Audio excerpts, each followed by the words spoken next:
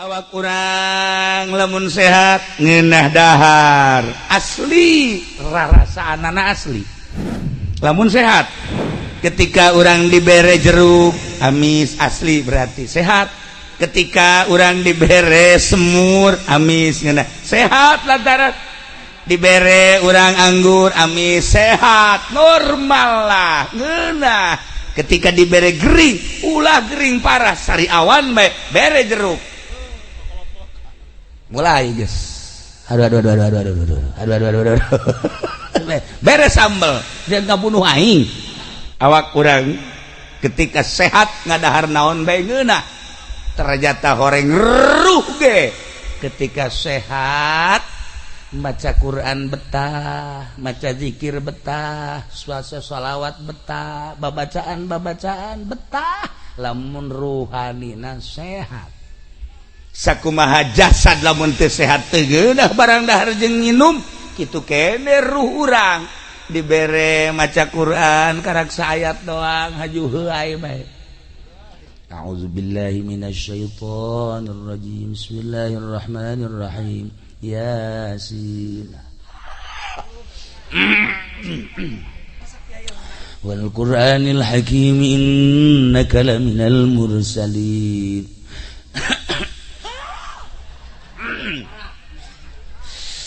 ala siratim mustaqim tanzilal aziz sadaqallahul azim barang dari TV mah aja sajam 2 jam kuat berarti ruhna gering ya ruhna teu daekeun barang dahar masyaallah lamun waliullah teu eureun-eureun maca sholawat zikir teu eureun-eureun zikir jeung maca sholawat teh lantaran lazat ngeunaheun nikmat masyaallah urang nyaritakeun nikmat urang mah kana kadaharan para aulia Allah para sholihin nikmat mun maca Quran ngeunaheun lain cara tadi maca Qur'anna aong-aongan lain tengah peuting jam 3 nah ibu lamun teh mah ieu awak gering ka dokter ruhani gering teu pernah ka dokter wayana nu teu kuat maca Quran embung maca Quran teu kuat zikir embung zikir teu kuat maca salat embung maca salat berarti ruhna gering bawa ka husada insani suka bawa Waalaikumsalam dari mana nih Ranca Bango siapa nama saya Sarwiti sakit apa Sarwiti ini saya kalau baca Quran kagak mau aja dok hah iya baca Quran kagak mau ngantuk aja terus zikir juga sama ini saya mau berobat ini mah harus ke Grogol sakian aja lain jurusan sakian ya Allah ya Rabb nah iyalah ruhani masya Allah mantak kisah Kikil Balkhi nyarita dina Naswaihul Ibad talabna khomsan fawajadnaha fi khomsin kaulan neangan 5 perkara ternyata kapanggih di 5 perkara talabna tarkadzulub kaula neangan supaya ninggalkeun dosa supaya teu hayang ngalaksanakeun dosa teh kumaha carana ternyata fawajadna kaula fid duha kula manggihan di salat duha ternyata lamun urang sering salat duha sekali 2 kali 3 kali poe sapoe 2 poe terus bae setelah 40 poe bakal ngarasakeun nikmatna ibadah embung nu ngaran teu salat sanggeus salat embung teu berjamaah eta balukar tina salat duha bakal dibere ngeunaheun geura ge eta geus kapanggih ku wali Allah nu ngaran Syakikil Balkhi ngeunaheun sakira ternyata tina hasil duha ngawarung mun ngawarung teh mah jadi lancar ngawarungna anu balanja masyaallah eta ngeungkeuy ngahutang kabeh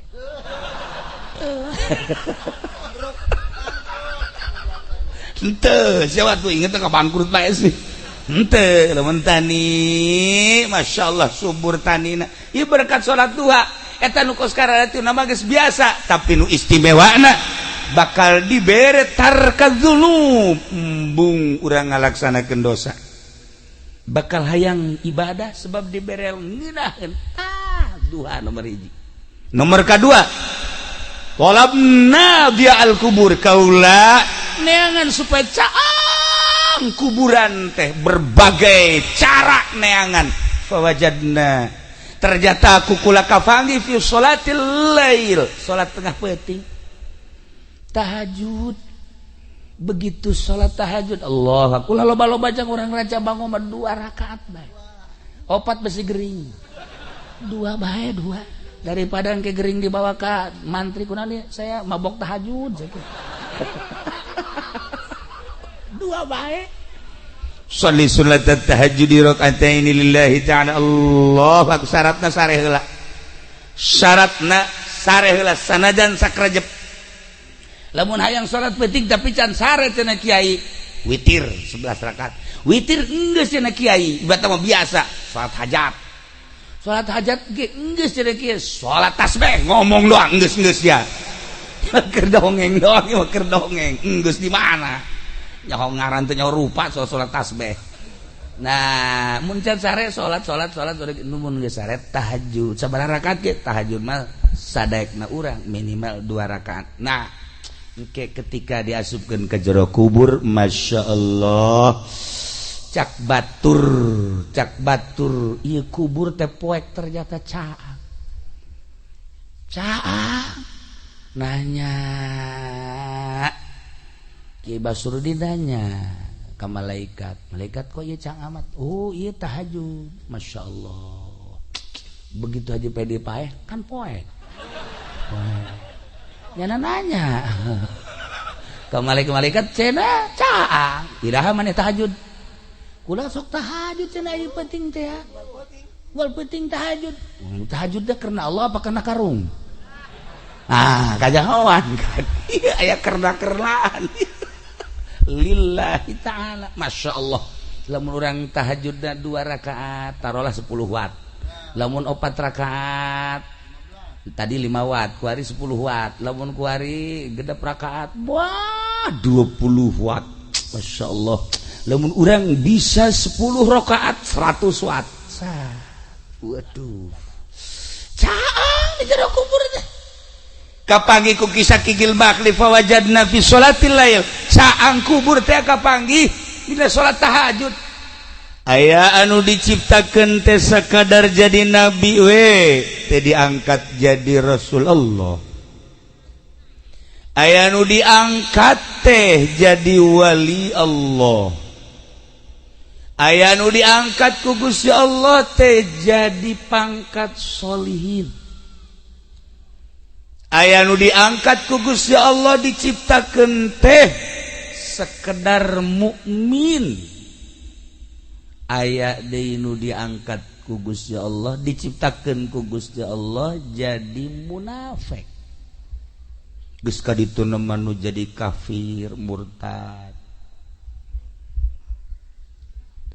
jelas lamun manusia dilahirkeun ka alam dunia diciptakeun ku Gusti Allah jadi Rasul Allah pasti nabi tempatna geus jelas moal aya hiji-hiji acan nu dikanarakakeun pasti ka surga eueuh hiji rasul eueuh hiji nabi nu diasupkeun ka neraka mantak di Bandung aya nu hayang jadi nabi Asep ku hayang-hayangna ka surga embung ka neraka urut tukang beca eta urut tukang beca ku resep-resepna nyana nabi mah ka surga lah aing ngaku jadi nabi bae lah deres sama orang Bandung henteu urang pangodokan mun urang pangodokan kan jore masa nabi ngodok atawa aya urang aya nabi lahir di Rancabango aing mah teu hayang jore ngaran lembur Rancabango jore kan atuh jore coba Cilongok Bay siapa hasud atuh jore Rancabango Masya Allah lah lembur iya masalah nu penting jelema-jelemana nu bararagus diciptakeun ku Gusti Allah jadi syuhada cara para sahabat di zaman Kangjeng Nabi jelas syuhada mah ahli surga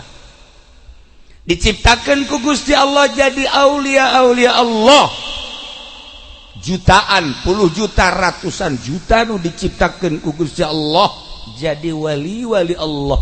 nu geus tenar di urang bahkan selalu ku urang dikenang di hadiahan Tuan Syekh Abdul Qadir Abu Hasan Asyadzili geus puguh madzhabul arba'ah Imam Syafi'i eta anu suku urang di hadiahan Sirri Sikti Ma'rufil Qurhi Junaidil Baghdadi ya Allah eta lain sambaragan jelema belah dieuna di urang aulia itis'ah wali-wali sanga di urang aya Syekh Maulana Hasanuddin aya di dieu nu ngaran Hasanuddin aya tukang naon ngaranna mah bagus Hasanuddin Masya Allah tapi horengan wali yang monggen lah sakitu bae pokona mah tah aya deui di urang putrana Syekh Maulana Yusuf beuh Masya Allah aya di dieu Yusuf ayalah kok urang nyaritakeun Kangjeng Nabi Yusuf mah nya kasep nya nabi sorga aya Yusuf dia ya Allah ya Rabb jelas para aulia Allah aya nu diciptakeun ku Gusti Allah teh jadi sholihin anu bisa hablum minallah hablum minan nas jeung manusia para aya codeka istimewa pikaresepeun lantaran mun nyanana nangga jeung tatangga silih ajeuna silih asah silih asih silih tanya silih bere silih doakeun pan ari di lembur pondok mah jeung tatangga ge teu wau kampung pondok teh kampung si eta teu wau jeung tatangga bahkan lamun eta tatangga tabrakan hadege pan eta senep kana jantung sholihin mah Masya Allah jeung tatangga jeung babaturan indah boga babaturan sarua pada ngawarung warungna maju alhamdulillah Gusti keun bae abdi mah teu maju ge asal babaturan abdi bae eta ku bahasa ngeunaheun pibuktieudanna Masya Allah aya nu tani sawah babaturan urang mah baragus di daerah sawah nu urang mah kuwereng alhamdulillah Gusti kajen abdi mah kuwereng ge asal babaturan bae bararagus tah lamun kos kitu kan ngeunaheun ieu mah lain kitu pan Gusti kok nu abdi kuwereng itu henteu awas bawakeun bensin ku aing sia tah eta hararese hablum minan nas narapi geus puguh hablum minallahna sholihin sorga sarua kedeh mantak urang aing ngadoa zalikal fadlu minallahi wa kafa billahi alima zalikal fadlu minallah na eta dianta ya hadiyal mudillin wa ya rahimal mudnibin wa ya mukila asaratil asirin wa ya mujibas sualil abidin irham ya Allah hadaka min dzal khatil azim wal muslimina kullahum ajmain Allahumma ja'alna ma'al akhyaril marzukin alladzina an'amta 'alaihim minan nabiyyin wasiddiqin wasyuhada wassalihin wa hasuna ulaika rafiqa zalikal fadlu minallahi wa kafa billahi alim hayang ya saurang di akhirat dibarengkeun jeung para rasul Allah jeung para nabi Allah jeung para siddiqin jeung para sholihin di akhirat bakal dikelompok-kelompok dibere bendera saurang-saurang urang milih di bendera nu eta tadi berangkat menuju surga Allah Subhanahu wa ta'ala. Haji Pendi moal ka aja moal lantaran ku arina ge benderana Golkar PDI geus aing mah ti ku ari pepegatan jeung si aing gua teu hayang aing aduh rusak hiji jeung nu kos karar itu mah ieu bendera geus teu kudu make bendera kitu ieu bendera Al-Qur'anul Karim mulai bendera-bendera kos hati wae palalaur aya nu wasiat sagala abah mamon paeh bendera PDI kuburkeun ka jero goblok teh urang pondok tolong bendera Golkar asupkeun ka jero emang ayat kursi budak ayat kursi gitu beunang diasupkeun ka jero paling ditulis di boehna make ciduh-ciduh ge ulah ciduh Haji Pendik atuh ciduh ahli Allah tuliskeun gede Allahu la ilaha illa huwal hayyul qayyum la ta'khudhuhu sinatun wa la di boehna beunang omat tapi besi kayak urang dia maot coba Haji Pendik gerokeun kena nulis bah tuh malaikat ge kieu bae ieu tulisan saha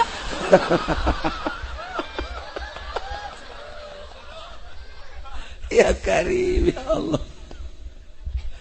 teh ieu mah keur carita urang lamun teh mah ditanya Aisyah awak asup ka kelompok nu mana ja Rasul mah geus moal eueuh nabi kitu keneh jang geus ditungtungan ku Kangjeng Nabi urang para syuhadat ceritana baheula mah istimewa terus para aulia-aulia Allah ai maneh kelompok mana ya awak engke di akhirat bakalna asupna ka kelompok mana nu tadi makan geus jelas tah mah boga nilai tersendiri di akhirat jelas geus moal bireuk deui ketika urang di kelompok nu eta ayana di kelompok kredit ayo sia kelompok kredit motor can anggeus datang ka ayeuna mobil gitu keneh ieu mah motor jeung mobil datang ka dibawa deui ku bank da kuari can nyokot deui ieu kelompok eta ya Allah ya Rabb sia dek kade urang ieu kukumpulan di dieu teh lain diondang ku keluarga lain diondang ku kula lain diondang ku kori lain diondang ku tokoh dia diondang ku Haji Sukari cik almarhum Haji Sukari wahai urang kampung Rancabango ye abah Haji geus paeh maot besi sopan teuing urang dieu mah paeh bae beda kan ai maot maka jelema ai paeh maka kebo ya orang dia anggap kebola atuh bahasa ge kan beda di Bandung hayam di dia kotok di Bandung mah tai kotok di dia mah tai hayam dibalik di Bandung mah kan itu piceun tai kotok ngarada ge ka kotok ulah sopan di urang mah di urang piceun teh tai hayam Haji Pendik ku gua sok kadenge tai hayam piceun tanya ku urang aja dahar jeung kotok ih dahar jeung kotok taina hayam blon teh coba saya tidak ngerti datang ke paeh asana mah moal mal ngerti geus ieu mah ya Allah tah cek Abah Haji masyarakat keluarga ya Abah Haji geus aya di jero kubur geus teu bisa barang dahar deui beramal ge geus teu bisa sesuai jeung nu diucapkeun ku Kangjeng percis cek Abah Haji idza matabnu adam in qata amalu pegat amal paeh jelema pegat beramal deuk kumaha beramalna tuh jeung geus eueuh nyawaan boro-boro salat puasa mandi ge di pandian mun aya nu mandi sorangan urang dieu paeh haju mandi sorangan deuk kumaha coba begitu deui pandian ulah waka ke kula mandi sorangan atuh urang ge bisa ngajengkang kabehan tapi aya jelema nu mandi sorangan saha tuh Gunung Santri Soleh Gunung Santri nuku urang sok dizarahan nyana mah maot di luhur gunung terus nyiapkeun boeh sorangan ngagali kuburan sorang mandi sorangan. Masya Allah wali itu mah jelas nama wali mah geus macem-macem geus wali mah zahirna hungkul nu maot teh batinna menti dari sia ku ari geus pae aja kaleuna.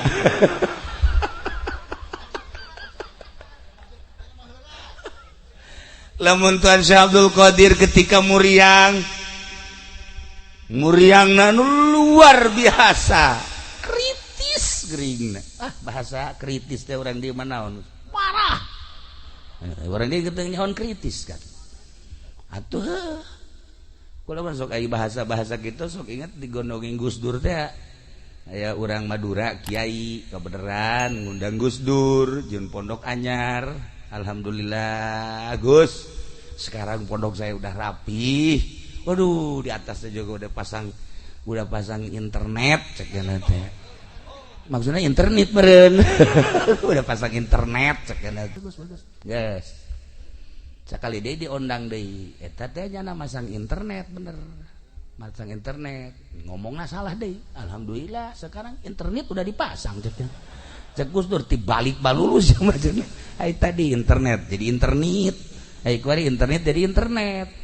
Atuh ieu ge tuan ngomong teh kos kitu. Mana cek cenah handphone. Head nya nama headphone. Teh nyahoon bahasa Inggris kan. Kuduna mah hand. Itu nya headphone nya nama. Waduh tah mah headlier gadinya. Saya jeung loba bodoh mah. Tapi kula resep ngahiji jeung nu bodoh teh resep asa pinter aing.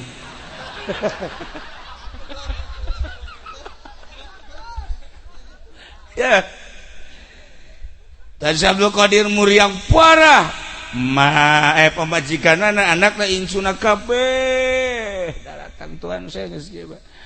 Napas geus ka luhur ka handap, napas geus ka luhur ka handap. Careuri kabeh pamajikanana anak jeung insuna. Udang Tuhan Syekh wahai pamajikan wahai anak wahai incu ulah ceurik ceknya abah ulah diceung-ceurikan muriang nu ieu moal ka maot abah mah muriang ieu mah melila keneh abah ka maot cek anakna kok bisa lila keneh emang abah apal-apal tuh di Lauhil Mahfuz aya keneh anak abah hiji deui can kaluar ditonggong abah engke bakal dingaranan Abdul Rozak. Oh eta meureun resep cilok teh nya.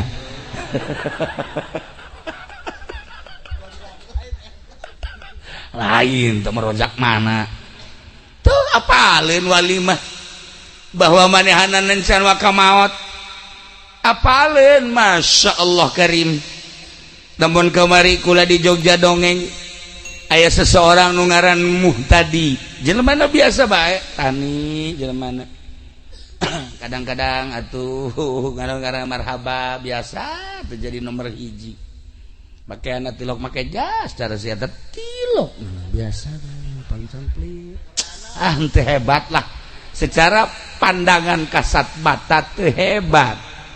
begitu tatanggana aya nu maot daratang jelema ngalayat kabeh kadinya termasuk nyana begitu nyana ningali seuri nyana mun ceuk bahasa Sunda mah can maot nyana mah atuh cek keluarga can maot kumaha aja geus teueuh nyawaan sakali deui encan can maot sarkelan ku jelema dipencetan dampal sukuna bahkan mun di Rancabang mah sok digegel ya geus eueuh geus maot kabeh menyatakan kiai-kiai jeung kasepuhan-kasepuhan maot cek nyana acan geus bae di jam 10 jelema ngalayan rame jam 12 mulai siap di pandian ba'da zuhur di pandian bungkus menjelang asar sholatin langsung bawa ke makam begitu diasupkeun ke kubur nyana huda kula di mana cenah ieu nu nguburna modal nu kararieu atuh ngajengkang di dinya hampir nu maot hirup deui nya pae hampir udah Masya Allah biasa udah atuh kaget kan kabeh loba-loba atuh nguburkeun ngaranna ge ayeuna ada ka imah ge rada rarasaan nu sejenis si budak hirup bener apa henteu sih ya datang bae datang kayak gua aing kudu dibawa pakaian boeh cak dia langsung datang ka imah ganti baju ditanya ieu kumaha lalakona cik manehanana kula ngahiji di hiji perkumpulan haju tidinya langsung perasaan iya naon kadang-kadang dek hujan begitu dek hujan kula ngiuhan barak ngiuhan terjadilah ngiuhan ceknya eta sempit tempatna orang bae dina mata kasad mamaot nah geus teh kacaritakeun tah kos kitu mah ieu mah ko nyahoeun tamu tadi teh nyahoeun bahwa ieu can maot istimewa berarti jelema istimewa kan berarti nyahoeun can maot nah aya jelema anu nyahoeun ka bangsa ruhani urang lamun nyaritakeun Habib Lutfi ayeuna kamari Jumat kamari kan kliwonan syahriahan jamaah di Tasik nu sok ka Cilongok aya nu berangkat kan ka ditu minta izin ka kula abdi cenah bade ngiring ngaos ka Habib Lutfi mangga ka Pekalongan 2 mobil lah nyana begitu 2 mobil sampai di lewat Cipali aya nu nelpon salah satu keluarga mendadak maot akhirnya eureun 2 mobil nu hiji musyawarah berangkat ke Pekalongan mobil nu hiji deui balik ka Tasik geus sakitu berangkat bae datang ka Pekalongan langsung subuh isuk-isuk kapanggih lah jeung Habib Lutfi cek Habib Lutfi emang siapa yang meninggal sih kok nyahoeun encan aya nu ngomong saurang-urang acan siapa yang meninggal di Tasik tadi kan 2 mobil atuh langsung bebeja trek eta bisa nyahoeun apan di dieu mah awewe salakina kawin deui ge weru lah iya ge mengkonon lakine wis rabi maning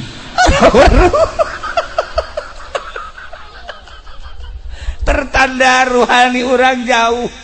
deres tah mah salaki teu kajauhan ku pamajikan main serong salaki teh nyaho lain di ranca bango dan jambongo mah geus biasa tah mah ieu di luar nah iya bisa teu nyaho kitu ruhani ya Allah ya Rabb lamun kula zaman ngaji ka Abuya Cidahu malam Salasa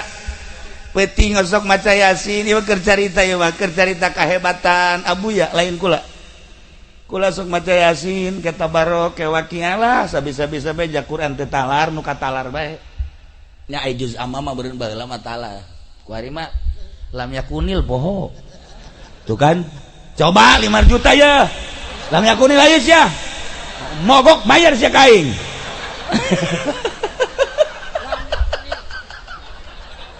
buku lagi sok ditangtangan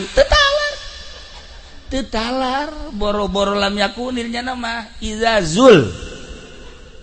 tetalar cencengan hampura kieu geus kolot mah kieu lain geus kolot ti baheula coba dibaca Yasin baca tabarok waqiah nu katalar we katalar geus ngaji lah di Abuya begitu ngaji di Abuya nyurahnya nak Masya Allah eta surahanana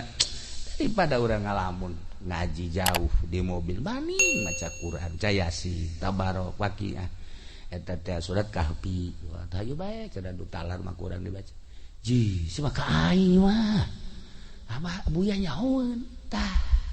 aya jelema nu nyahoeun ka ruhani sakumaha tadi geus puguh Kangjeng Nabi mah Kangjeng Nabi ketika beres perang aya sahabat anu milu jeung Kangjeng Nabi ngaberesan ontak Kangjeng Nabi beresan kendaraan Kangjeng Nabi istirahat setelah istirahat aya anu mana maot jana wah kabeh sahabat nu sejen seri syahadah cik sahabat nu sejen mati syahid cek nyana bunga amat ku Kangjeng Nabi ditingali lah henteu cek Kangjeng Nabi teu syahadah Tuhan ieu kan syahadah lantaran seperti tadi kapanah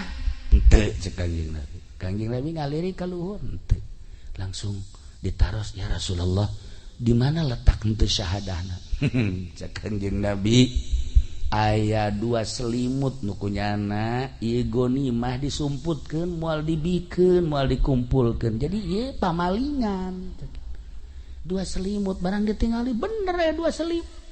lamun 2 selimut bae ngahalangan kana kasyahadahan atuh kok masih ieu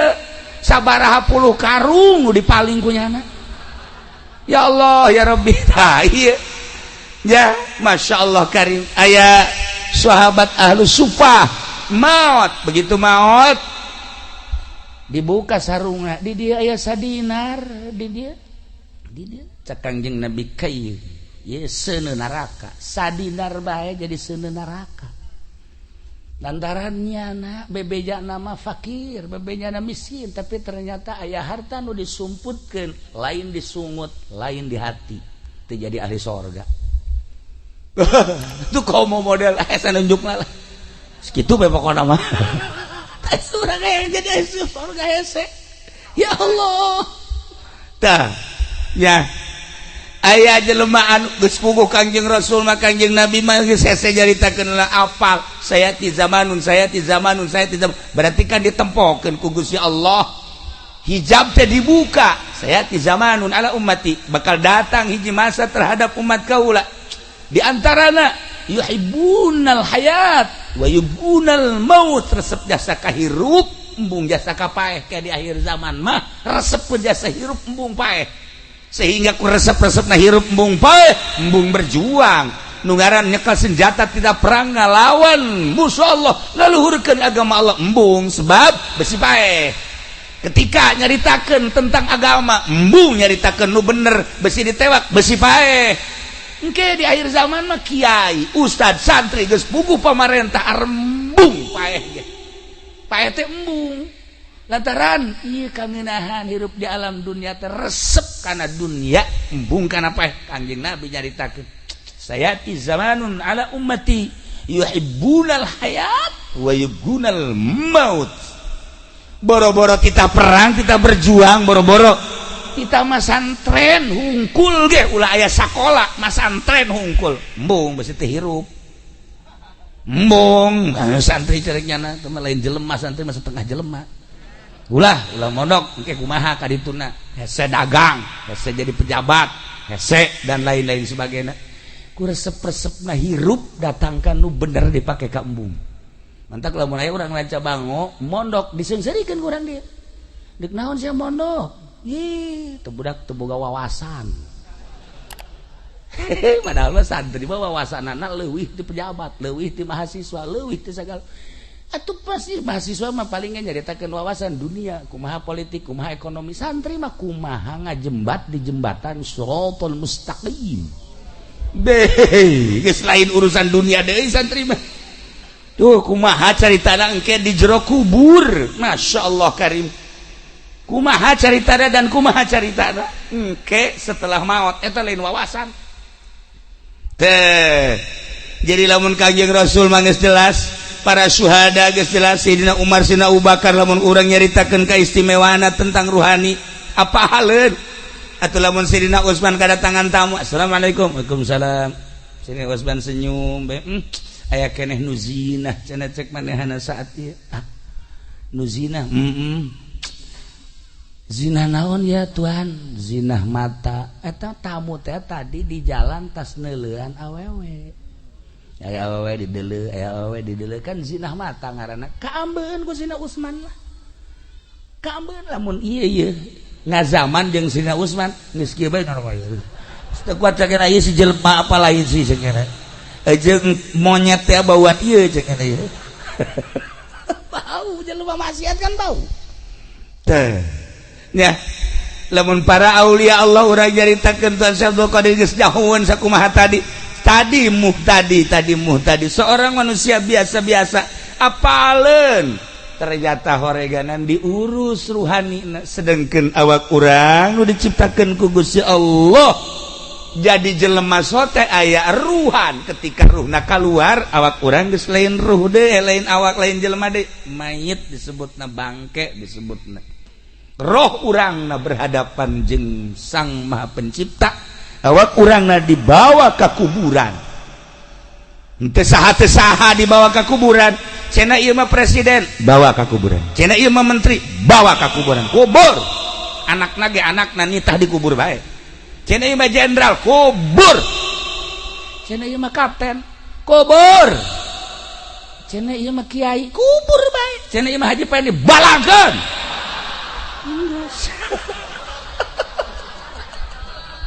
dikubur bae oh nu teh dikubur kabeh nu kuari siap dan jenderal nu kuari siap dan kolonel nu kuari siap dan lantaran letnan hae nyana anak buahna nu nincakannya ayeuna di abuya di kiai di mama maut muridna nu nincakan kuburanana hae ngan teu can cahaya atuh paeh ge ari anu sok ibadah mah lantaran paeh teh didamba-damba paeh teh sebab deuk istirahat di jero kubur ngeunaheun paeh teh teu salat teu puasa teu zakat geus teu ngaji deui hirup di jero kubur menikmati hasil ibadah ngeunaheun tuh nyaho nya alhamdulillah daek isukan paeh mah ngaji cenah alhamdulillah geus diheula batunya penipu ya jemaah orenganan aya paranti nah awak urang lamun sehat ngeunah dahar asli rarasaanana asli lamun sehat ketika urang dibere jeruk amis asli berarti sehat ketika urang dibere semur amis ngeunah sehat lantaran dibere urang anggur amis sehat normal lah ngeunah ketika dibere gering ulah gering parah sari awan bere jeruk mulai guys aduh bere sambel jangan kabunuh aing tuh iya be nyeri huntu ya nyeri huntu geus sabulan teh cager-cager masa sih air nyeri huntu sabulan jadi lo kayak di mana ge paling 2-3 selesai iya mah sabulan encan cager-cager iya teh berarti SMS ti malaikat Israel nu sebenarnya mah geus SMS tah awak urang ketika sehat ngadahar naon bae ngeunah ternyata horeng ruh ge ketika sehat baca Quran betah maca zikir betah puasa sholawat betah babacaan betah lamun ruhanina sehat sakumaha jasad lamun teu sehat teu geunah barang dahar jeung nginum kitu kene ruh urang dibere maca Quran karaksa ayat doang haju heuai bae a'udzubillahi minasyaitonir rajim bismillahirrahmanirrahim yasin wal qur'anil hakim innaka laminal mursalin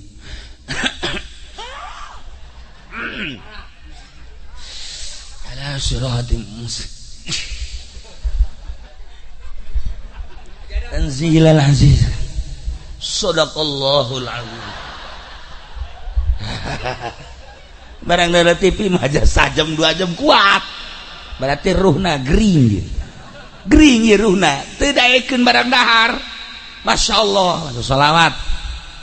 4444 oh memeh berangkat 444 atuh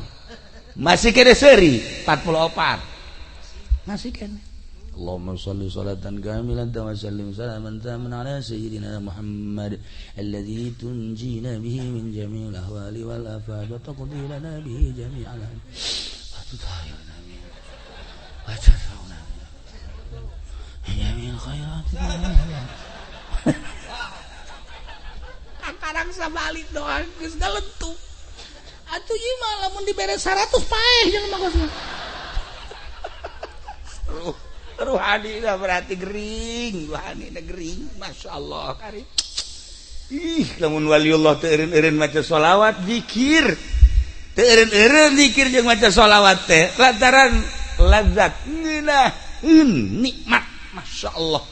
Urang nyaritakeun nikmat urang mah kana kadaharan. Para aulia Allah, para sholihin nikmat mun maca Quran. Ngeunaheun lain cara tadi maca Quran na aong-aongan lain, tengah peuting jam 3. Nu tadi ge masalah jang syiar narik-narik supaya orang bisa sekali-sekali sok geura. Supaya orang dia jang ngeunaheun teh soraan ri. Urang mana sih geus kawin teh encan. Haju nanyakeun kitu bae kan. Atuh sanajan geus kawin aya kakarak hiji mah masalah.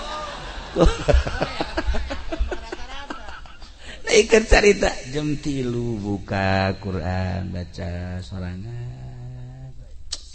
Tuh sampai jam 4 terus ke masjid seger awak seger roh seger, masya Allah. Cuman cerita doang kan orang makos gitu, paksakan coba kepeting coba yang ngejajal 3 hudang langsung baca Quran emang ayah hurupan sih geus langsung kieu ngagebleng Quran ganti lain Quran ganti mata tojos.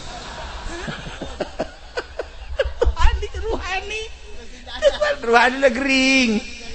masya Allah. Dementak lamun di torikoh mah ya perkumpulan para murid khusus temenang ka iluan kuno sejen. Aya nu nanya, kiai kok bisa teu ilu bae kami? Ulah. Kok bisa ulah sih kitu amat ulah? Lantaran nanya deui moal kuat. Nu matak diulah teh moal kuat ya zikir lagi kan sampai 10.000. Tadi zikir 100 bae kadeuleun geus goyang. Illallah nu digigir kula bae illallah. Kula geus boga rarasaan, budak kudu dibodem ya. Illallah. Karang 100 geus illallah, asal 200 geus soraan. Atiga calangap tol geus 200 lah. Oh. 300 diimpus. Nu bantak ulah ge sok aya jelema hayang milu ulah di perkumpulan khusus teu meunang milu lain diulah nanaon boal kuat sebabna ruhanina gering keneh. Nah, ibu lamun teh mah ieu awak gering ka dokter, ruhani gering teu pernah ka dokter. Wayana nu teu kuat maca Quran, embung maca Quran, teu kuat zikir, embung zikir, teu kuat maca salat, embung maca salat. Berarti ruhna gering. Bawa ka husada insani suka. Bawa. Waalaikumsalam. Dari mana nih? Ranca Bango. Siapa nama? Saya Sarwiti. Sakit apa Sarwiti? Ini saya kalau baca Quran kagak mau aja, Dok. Hah? Iya baca Quran kagak mau, ngantuk aja, terus zikir juga sama. Ini saya mau berobat. Ini mah harus ke Grogol cekin aja. Lain jurusan cekin. Ya Allah ya Rabb. Nah, iyalah ruhani masya Allah. Mendak kisah Kikil Balkhi. Syakikil Balkhi nyarita di Nasoihul Ibad. Talabna khomsan fawajadnaha fi khomsin. Kaulan neangan 5 perkara, ternyata kapanggih di 5 perkara. Talabna tarkadzunub, kaula neangan supaya ninggalkeun dosa, supaya teu hayang ngalaksanakeun dosa teh kumaha carana, ternyata fawajadna kaula fid-duha. Kula manggihan di salat duha. Ternyata lamun orang sering sholat duha sekali, 2 kali, 3 kali, poe, sepoe, 2 poe terus bae. Setelah 40 poe bakal ngarasakeun nikmatna ibadah. Embung nu ngaran teu salat. Sageus teu salat embung teu berjamaah. Eta balukar tina salat duha. bakal dibere ngeunaheun geurage eta geus kapanggih ku wali Allah nu ngaran Syakikil Balki ngeunaheun sakira ternyata tina hasil duha ngawarung mun ngawarung teh mah jadi lancar ngawarungna anu balanja masyaallah eta ngeungkeuy ngahutang kabeh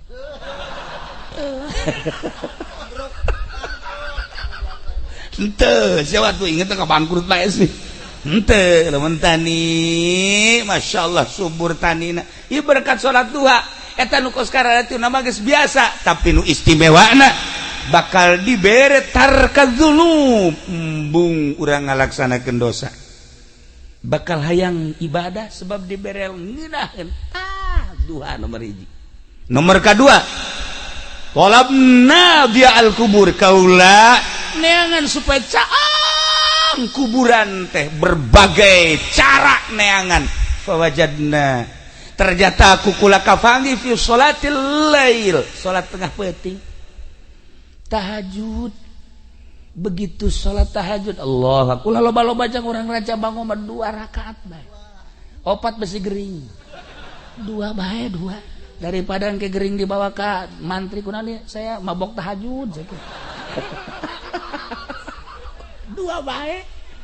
sholli salat tahajud rakaatain lillahi ta'ala Allah syaratna sareh heula sanajan sakrajep lamun hayang salat penting tapi can sare cenah kiai witir 11 rakaat witir geus cenah kiai ibadah mah biasa salat hajat ge geus cenah kiai salat tasbih ngomong doang geus ya keur dongeng doang keur dongeng geus di mana nyaho ngaran teh nyaho rupa salat tasbih nah mun can sare salat mun geus sare tahajud sabaraha rakaat ge tahajud mah sadaekna urang minimal 2 rakaat nah ketika diasupkeun ke jero kubur masyaallah cak batur ieu kubur teh poek ternyata caang nanya Ki Basurudin nanya ka malaikat kok ieu caang amat oh ieu tahajud masyaallah begitu aja pede paeh kan poek nyana nanya ke malaikat cenah caang iraha maneh tahajud kula sok tahajud cenah ieu penting teh ya wal penting tahajud teh karena Allah apa karena karung kajahoan kan aya karena-karenaan lillahi ta'ala masyaallah lamun urang tahajudna 2 rakaat tarolah 10 watt lamun 4 rakaat tadi 5 watt kuari 10 watt lamun kuari gedep rakaat wah 20 watt masyaallah lamun urang bisa 10 rakaat 100 watt waduh caang di jero kubur teh kapanggih ku kisah Kikil Bakli fawajadna fi sholatil lail caang kubur teh kapanggih dina salat tahajud mantak wayahna ieu ti kuari tahajud 2 rakaat be kukula barang geus dicerita-ceritakeun kieu ya alhamdulillah ngaji pendi tahajud barang tas tahajud sare deui subuh korban jam 7 ai tahajud ai subuh qoboan usolli fardhu subuh qoboan ieu teh beres padi aya jelema nu kos kieu nya nah ieu Syakikil Balki jaritakeun fawajadna fi sholatil lail ya Allah ya Rabb talabna su'ala munkari wa nakir kaula neangan pisalametkeun jang pertanyaan malaikat munkar nakir tingali ku kaula pagawean ternyata fawajadnahu fi qiraatil Qur'an kapanggih kukula horenganan jang ngajawab pertanyaan soal munkar nakir adalah maca Quran ya Allah ya Rabb lamun Sidina Abu Bakar Siddiq radhiyallahu anhu nama tamat Quran teh berang satamatan penting satamatan hese ngomongkeunana tak kos kitu mah kabelah dieuna nyana salat 2 rakaat tahajud usolli sunat tahajud di rakaatin Allahu akbar. Rakaat awal ti alif lam mim datang ka surat kahfi. Rakaat kedua ti surat kahfi datang ka qul a'udzu birabbin nas. Masyaallah karim. Kabelah dieuna sarakaat satamata 2 rakaat satamata. Kata si kubangun ngukur nanya kumaha macana urang lamun keur sajuz setengah jam benu lambat setengah jam berarti lamun hayang tamat sabaraha jam ngaji cepet atuh diajak kan angel setengah sajuz teh ya 5 non gitu ngaranna setengah jam kuari 30 juz cepet sabaraha jam 15 tahun nu bener sih hitung coba bener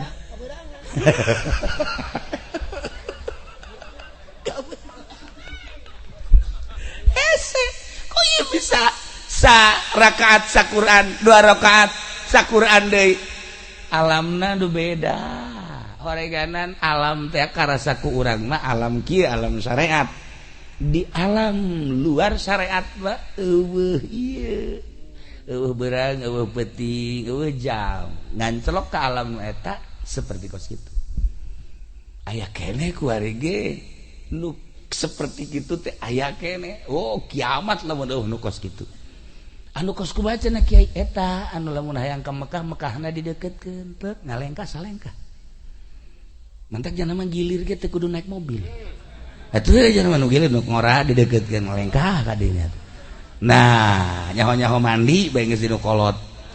blon teh jelema nu kos kitunya tah ieu oreganan maca Quran urang maca Quran eta teh kajahoan ku kutubul aulia Syakikil Balqi ngajelaskeun nyana geus nempo ka jelema-jelema ahli Quran eta ditanya ku malaikat munkar nakirna babarieun jasa Allah geus teh hese jawab ahli Quran aya jelema talar Quran setelah talar Quran ustad geus talar Quran kebelah dieuna jadi calo Quran teu dibaca jadi calo tanah Quran teu dibaca 10 tahun nyana nyaloan akhirna Quran poho boleh bejakeun begitu poho ada bebeja ka kula kiai aduh cenah kula ieu talar Quran aju kula nyalo 10 tahun akhirna sugih henteu Quran poho cek cenah ieu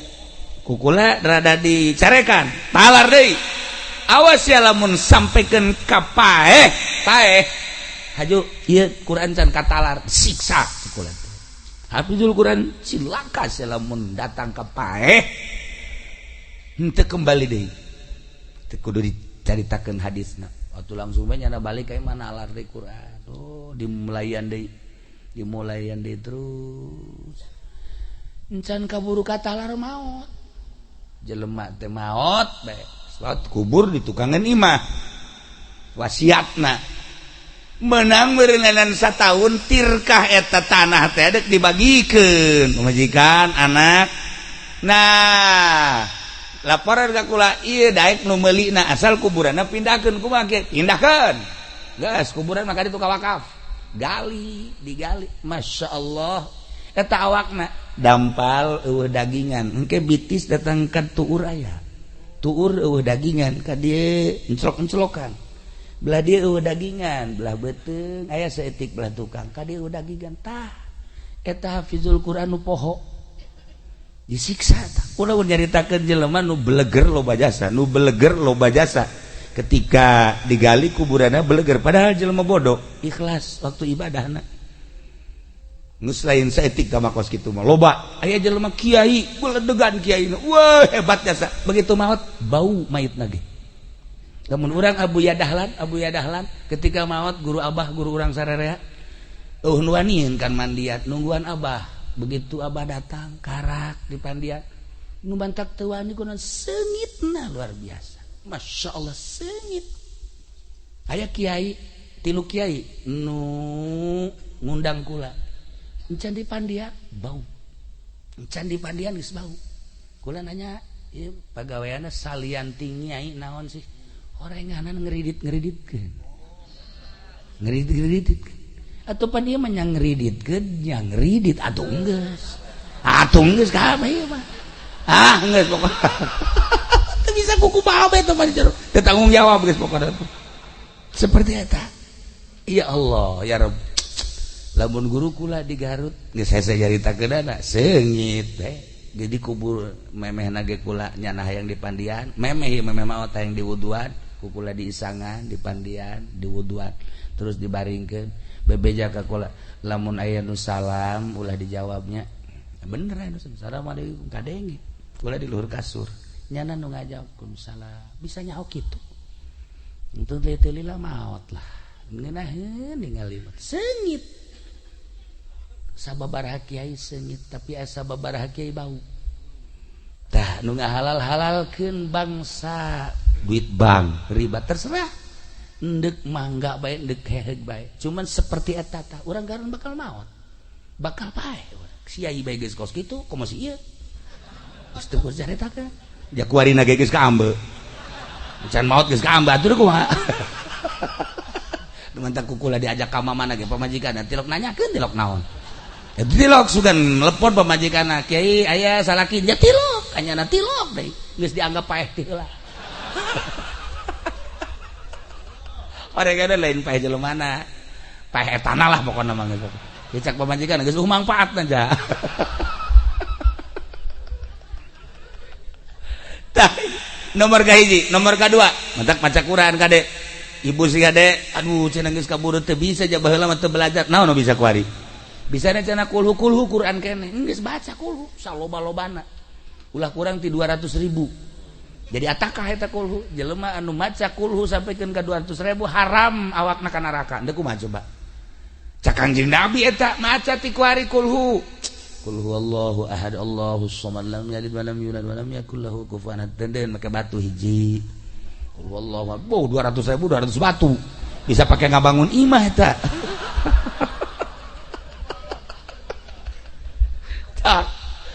nomor kahiji guys nomor kedua nomor katilu hiji tadi ka naon kitu ngaranna nomor kahiji neangan naon tadi nomor kahiji salat duha neangan tarka dzunub nomor kedua dia al kubur nomor katilu soal munkar nakir maca Quran nomor kaopat talabna ubur sirat kaulan neangan supaya lancar di jembatan Siratal Mustaqim neangan pagawean kaditu ternyata fawajadna fisaum wasodaqoh kapanggih di puasa jeung sodaqoh ya Allah ya Rabbi jelema anu sok puasa di luar Ramadan Senin Kemis komo terus-terusan puasa tapi lillahi ta'ala ulah hayang nanaon aya nu sok puasa tuh aing 40 poe puasa mana golok pantas puasa saya juga golok tah itu lain puasa nu kos kitu puasa karena Allah aya santri 7 poe 7 peuting puasa bae beh bukan lagi cabai rawit beh pohara jasa siek puasa naon sih hebat amat puasa mazan sarwiti aing goblok ceuk sarwiti ditanya nyiduhan ka aing ayo poterkeun ku aing sia tasbih ya Allah atau lain puasa kos gitu lain ya sarwiti mah teu kudu puasaan ku ari mah bawakeun mobil beat motor dah sia kosok jasa bisa maca beat segala naon beat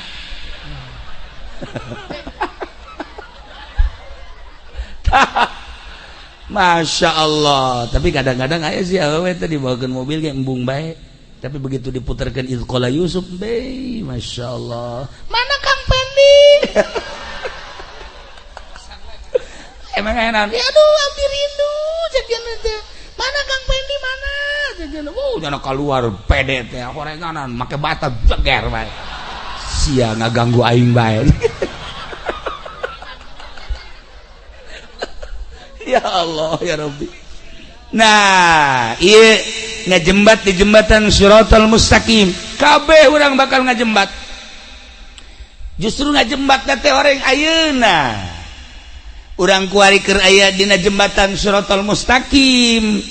kuari ngajembatna anu kuari sering sodako nu kuari sering puasa eta ngajembat di jembatan Siratal Mustaqim. Nah, Masya Allah aya anu sakilat kos kilat datang ke surga. Aya anu kos manuk plek langsung datang. Aya anu kos kuda datang ke surga. Aya nu lumpat plek. Aya nu lempang aya nu ngesot tapi tetep bae datang. Aya nu kakarake salengka dua leka gejebur. Iya.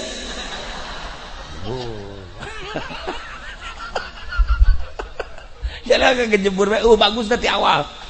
Aduh kahadean deuk kumaha tuh. Sodako. Masya Allah can nyorang kula ngadenge di pondok aya nu ngaluarkeun zakat di saya hiji penny jajan orang malah mah zakat batur dicokotan. Aya jelema ngahadiahkeun kipas di masjid. Masya Allah maot tiis di jero kuburna kan ditanya. Begitu ditanya maca Quran osok ieu tiis daun ieu tiis teh maneh baheula ngajariahkeun kipas di masjid. Masya Allah hanjakal teu AC cekna teh. Aduh ya kieu mah ieu kipas-kipas anu kuari dinikmati di masjid tah kuari maneh nu tiisna. Masya Allah alhamdulillah cek tiis kan sodako ieu dak jelema ya Allah ya Rabb Mang Haji kula ieu can dahar ti kamari ya tah bere tah. Aduh dulur kula ge ieu teh sararusa tah dibere tuh batur anu keur sempit hatena kemudian dibere jembar hatena ngenyebrang di jembatan Siratal Mustaqim na babari datang Haji Pendi. Haji kula ti kamari cang dahar salah saha ye tu lain dahar sia teu kumaha coba lain dibere di aya deui ka dieu aing dinasehatan ku aing ye aing jelema hirup mah ya sing hadis ya datang ke sia teu dahar berarti kan kudu usaha jelema kan keur lapar dibere nasehat lapar mah bere sangu lain nasehat nyana geus kieu bae tukang nyekelan batu mana ya ku aing aya sia ku aing sia diwewelkeun sia ku aing. Masya Allah jelema butuh dahar bere dahar nasehatna jelema butuh ilmu bere ilmu nasehatna jelema hayang kawin bere awewe nasehatna. Nah ieu aya jahe kemudian hayang kawin bere lalaki eta ngaranna nasehat siap. Siap atuh sanu hayangkeun awewe kemudian nyana pamajikan geus ngusir. Tah ieu nasehat teh lain ceramah nu asli mah kumaha kebutuhan. Masya Allah karim. Nah ieu uburi sirat kapanggih ku kisakikil barqi ternyata dua hiji puasa nomor kedua sodako sebab eta adalah sarana pamereti Allah jang nyalametkeun urang ketika urang jadi jelema sugi kiai mah meureun zikir penting teh kiai mah maca Quran santri mah meureunanan sholawatan aing mah sakieu ayana lah aing mah endeup ngagunakeun sarana nu aya ti Gusti Allah dititipan harta. Nah petakeun ku urang parkir miskin mana yatim piatu masjid mana nu can anggeus tetangga mana anu butuh ya Allah pondok pesantren mana tuh pan ieu mah aya masjid ge anu datang Haji ieu keramik dan can bejakeun ka masyarakat sok geura saha anu siap karo Mang Haji Panderi tuh panjeun mah atuh masyarakat geus beres kabeh aya kene kakurang Haji aya kurang mangsa 10 meter kan coba nu sejen heula sejen heula beres leuwih duitna leuwih ieu Mang Haji kadegeun duitna basah tokoh masyarakat kos gitu.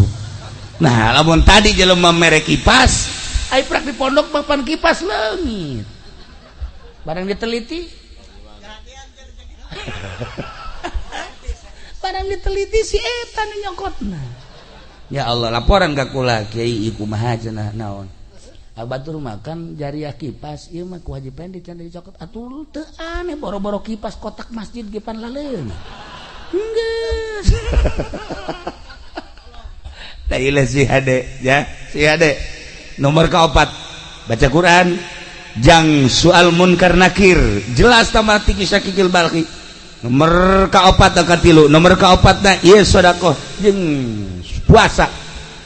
orang teu kuat sedekahna tiis bakalna di jero kubur teh urang loba sedekah teh ya Allah ya Rabbi di jero kubur ngeunaheun tiis nanya urang ka malaikat teh titisan ieu kipas aya tiis nu ieu tiis sa ieu ngabungahkeun fakir miskin masyaallah ieu nu pohara jasa tiisna tatangga ieu pohara jasa ieu tiis pohara amat kahandap-handap tiis ieu keramik masjid ya Allah ya Rabbi gunahin jasa sedekah ke lancar di jembatan Shiratal Mustaqim kalima talabna zillal arsy abdi neangan iiuh aras ke di akhirat urang kepan dikumpulkeun di mahsyar kiamat baas udang ti kubur berangkat kabeh ka mahsyar padon pengan sadepa sakieu deuk kumaha sakieu langit kaopat panas pahar engke mangan sakieu satangtum panas aya nu kesang teh liput aya nu kesang datang ka mata nu kesang datang ka irung nu kesang datang ka sungut nu kesang datang tergantung kumaha amal-amalna masing-masing panas tah engke aya anu seuseurean we batur mah kapanasan nya mah kieu malah meneangan rokok di Samsu aya rokok we cek sia nayakeun rokok di akhirat pabrik geus areueuh emang aya naon tenang batur kapanasan ku iman teh cak sapanas kan teh cek tenang ya Allah ya Rabbi ku geunaheun horeng kapanggih ka iuhan zilul arsy teh ku kisah kikil balkhi kapanggih ku anjeunna talabna zillal arsy abdi neangan iiuh aras jang ngiuhan jaga di mahsyar ternyata fawajadna kukula kapanggih iiuh tersebut horenganan tina zuhud tina ulah pati resep kana dunia tah ieu mah hese jasa ieu mah boro-boro pangkat dolein kiai-kiai ge resep dasa kana dunia waharat nah ieu terakhir supaya direnungkeun ku urang ulah pati resep teuing boga mah pamere Allah hese ditahan jeung ditolakna tetapi ta'alluqna hate terhadap dunia ieu nu kudu diarahan nu mantak jadi kiai tapi ieu ngaleungit-ngaleungitkeun resepna nu hese ge masyaallah mantak kula geus sababaraha kali ngomong ge kula geus teu dibere teu resep ye ngaji kieu teh dibere teh lillahi taala nu sababaraha urang ulah nu dititipan ulah iki ka dieu ge geus embung aya anu matang puluh jadi 60 ku embung aya nu 100 jadi 115 7na jadi 15 ku embung sabenerna mah iki mun bisa mah embung dan kula inget ka Abah Haji Sukari keur hirupna jeung sajabana ieu mah dorong doa bae barang datang ka dieu ieu mah lain matang puluh mah kos muludan berarti keluarga nu teu nyahoeun ieu kunaon muludan ieu kan matang puluh mah tuh urang we ngariung tek terus berkat we sabakul kan beres tuh ari geus kieu mah deuk kumaha kaberkatanan ieu mah jalobaan ngan meureunganan jelema di dieu ge meureun hayang ngaji tah sakumaha tadi tah nya bukakeun mata hate urang saenggeus bukakeun pelakeun geura ka cinta urang ka Allah jeung ka Kangjeng Rasulullah Muhammad sallallahu alaihi wasallam belah dieuna pelakeun ahli-ahli Allah di jero hate sebab eta lah anu ngajadikeun cukang lantaran kasalametan urang petunjuk anu tadi lain sambarangan awak urang supaya sehat gering saetik bawa ka mantri ka dokter ruhani urang ge sehatkeun ketika ruhani urang gering maka kudu didatangkeun ka ahli ruhani supaya urang resep salat lamun para aulia Allah salat teu eureun-eureun para sholihin salat teu eureun-eureun maca Quran ngunyem bae di mana bae komo nu talar Quran belah dieuna nu zikir maca sholawat ruhanina meureunanan sehat ketika awak urang ruhani urang teu sehat tanyakeun ka diri urang, beuh meureun loba jasa panyakitan roh urang teh. Ketika taluar ti awak urang, khuruj ani ruh maut ngaranna. Roh urang anu tadina bersih kuari dangkal lantaran loba karesep jeung nuturkeun hawa nafsu berhadapan jeung Gusti Allah na bakal teu ditarima ku Gusti Allah. Iyalah anu bahan jadi renungan. Geus ulah ngarenungkeun saha nu bakal jadi presiden, ulah ngarenungkeun saha nu bakal jadi menteri, ulah ngarenungkeun saha nu bakal jadi gubernur, ulah ngarenungkeun saha nu bakal jadi bupati, ulah ngarenungkeun kumaha dan kumaha urusan batur. Renungkeun diri urang ketika urang maot bisa tah henteu ngajawab pertanyaan munkar nakir. Ketika urang maot sempit apa lega sih kuburan urang. Ketika orang maut nu datang malaikat amal kasep apa goreng sih engke berhadapan jeung urang. Ketika orang maut di jero kubur nu aya nu dibikeun ka urang naimul qabri apa azabul qabri. Seperti etalah renungan analah geus bae ka batur mah batur bae anu jadi inohong. Ja urang geus sababaraha kali ganti presiden urang mah kieu-kieu bae. Ketika batur jadi presiden sugan urang ranca bango haju di Sararumbang jante. Ente ketika batur jadi presiden sugan atuh ieu sawah ngabagusan ngagorengan kumaha urang keneh bae maning kembali deui nyana urang mah urang salametkeun diri urang ulah terkontaminasi ku urusan-urusan kos karar itu. Yuk urang babarengan menuju ilahi, lempengkeun hate urang tauhid urang ka Gusti Allah, belajar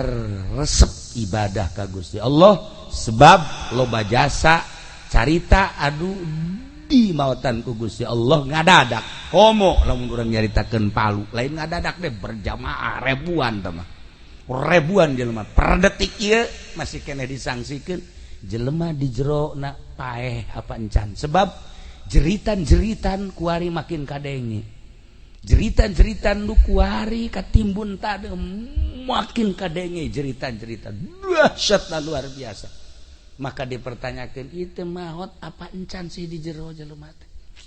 dipertanyakan kuari teh terus dahsyat itu jeritan-jerit nu geus kaluar orok nu geus kaluar ibu-ibu seorang ustad geus kaluar kuari nyaritakeun di jero teh can pararae sedengkeun kuari teh geus dijadikeun monumen moal digali keputusan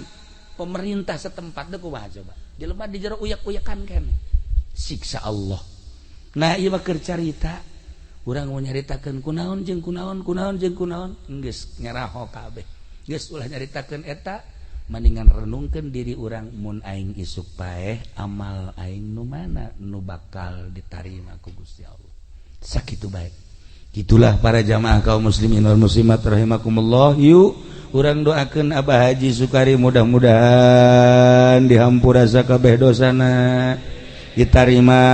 amal ibadahna, dilegakeun jeung dicaangkeun di kuburanana, dibere kanikmatan kubur ku Gusti Allah. Dulur urang, bapak urang, emak urang, kumna ahli-ahli di dieu khususna umumna nu haladir di dieu, bapak urang, dulur urang nu geus marot, mudah-mudahan dihampura sakabeh dosana, dicaangkeun di kuburanana, dilegakeun di kuburanana, dibere kanikmatan kubur ku Gusti Allah Subhanahu wa taala. Urang nu can maot mudah-mudahan husnul khotimah. Mawa kalimatun thayyibah la ilaha illallah Muhammadur Rasulullah. Sakitu bae pihatur tisib kuring hapunten tina samudaya kalepatan sareng. Wallahul muwaffiq. Waalaikumsalam.